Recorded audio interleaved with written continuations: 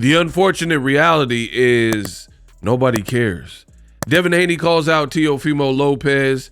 He says he has to beat Teo, who's racist, all these things. In this video, I'm going to break it down, give you guys my thoughts, and why I said that at the beginning. Nobody cares.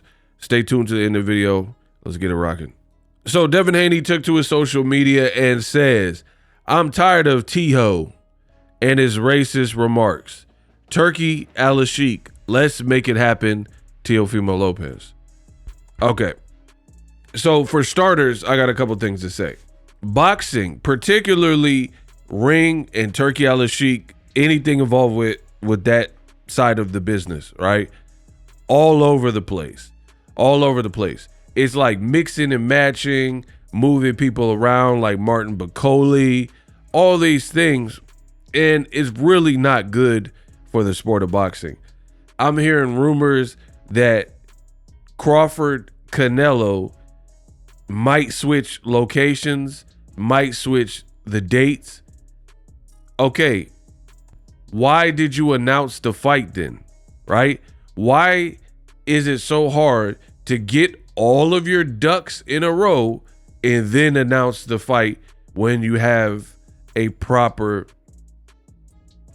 date, time, venue, and it's all confirmed? I don't think that's a big ask, but it seems to be with turkey and ring events. And it's crazy, and it makes the sport look stupid. It's confusing for casual fans. Get your together before you announce. So that's just one example. Then they put out too much information in the beginning, and then it always changes, because even if you don't do what I just said, boxing changes. Like, fighters get injured, someone pops dirty so you already have to contend with that and deal with that. So to make your own mistakes of putting out too much information when the information is not ready and available and current is just stupid. So they said Devin Haney was going to fight Ryan in October, but then now Devin's calling out Teo. But what makes this stupid to me is that Devin, I thought you were fighting Ryan for starters, right? I understand Ryan lost, but you weren't fighting him for a title anyway, so you still can make the fight. What happened with that? Is that not a thing anymore because Ryan lost, or what? Right? Because I was seeing Bill Haney, he did an interview. He said they're still fighting Ryan, right? So who knows? Who knows what's going on there? Then you have a rumor came out recently, reports that Teofimo is in negotiations basically to fight against Jaron Boots Ennis next. So why would Devin Haney put his name into the hat when it sounds like they're working on Teo versus Jaron Ennis? You see how dumb this looks? It's like they put out that Devin and Ryan were doing a rematch in October. Literally the timing is horrible. The week that the negotiations for Jaron Ennis and Teofimo really get big, that's when Devin decides to speak up that he wants to fight Teofimo Lopez. I'm not talking about what happened in the past at 135. I'm talking about right now. It just seems like poor timing, right? Sounds like Teofimo is looking at fighting Jaron Ennis, right? So you have to see where that goes first. You even have people like Tim Bradley, who's giving predictions saying that Boots should leave Teo alone and Teo can match him in these departments and stuff like that. So for Devin to put this out right now just sounds kind of weird. But it gets even deeper. The other issue, and this is perhaps one of the biggest issues, is Devin's last performance. Devin's last performance, let's say, it left more to be desired. It was not a fun fight. It was not a good fight. It's not a fight that I ever plan on watching again. It was that bad, right?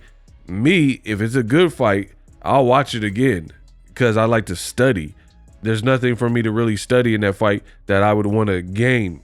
I watched several Floyd fights. Floyd Cotto, I've seen that more than once. Floyd Hatton, Errol Spence and Kell Brook. Errol Spence and Sean Porter. Errol got classics under his belt. I even watched Errol Ugas more than once live, and then I went back and watched it. Devin Ramirez, both of them gave me very little to ever want to watch that fight again. Like, some fights is just you see it once and you're good. It's like a terrible movie. It's like you watched it once. I watched that Weekend movie, Hurry Up Tomorrow. Never again. Horrible. He can't act. Horrible movie. You know what I mean? I don't need to watch it again. Like, it just was bad. You know what I mean? So Devin calling out Teo, this would have been good anytime before the Regis Prograis fight. But right now, based on your last performance, in boxing, you're only as good as your last performance. And like I said, his last performance left more to be desired. So that's how boxing is. You get left behind. Are people really going to want Turkey to pull Teo from Jaron Ennis? And I'm not even huge on that fight because Teo has accomplished nothing at 147. But if I had to pick between Devin and Teo right now, and Teo and Jaron Ennis, I think the more action fight and the better fight would be Jaron Ennis. The other thing is Devin fought at a catchweight. So you would fight Teo at 147. He should have just fought Ramirez at the full 147. But I don't think that his confidence was fully there coming off the Ryan Garcia performance. So at least with a fight with Boots, only one person has to move up, and that's Teo, right? One guy moving up a weight class. But with Devin and Teo, for them to fight at 147, you'll basically have two guys who have not fought and competed at the full 147 fighting each other. So to me, it's all about timing. The timing is not really great for that fight. Did I want to see that in the past? Absolutely. But again, boxing is fickle. So if you put up the Ryan Garcia performance and then you fight Jose Ramirez, who is past it at a catchweight, and then you put up that performance, yeah, it doesn't really ring bells the same. You know what I mean? But at 135 and even 140, when Devin fought Regis Prograis, I did want to see him fight Teofimo Lopez, but Teo looked pretty sharp versus Barbosa. Boots definitely looked sharp versus Stadionis, so I think that's the better fight. Let me know what you guys think. Live streaming can be tough, which is why I use StreamYard. Click the link in the description for StreamYard, which is an awesome tool that enables you to set up your stream with ease of use. Get great results with live streaming. It's what I use. Stream to social media with ease with StreamYard. Live streaming is here to stay. Engage with your audience using StreamYard. Great way to reach out to your audience and connect. So you need a tool that can do that.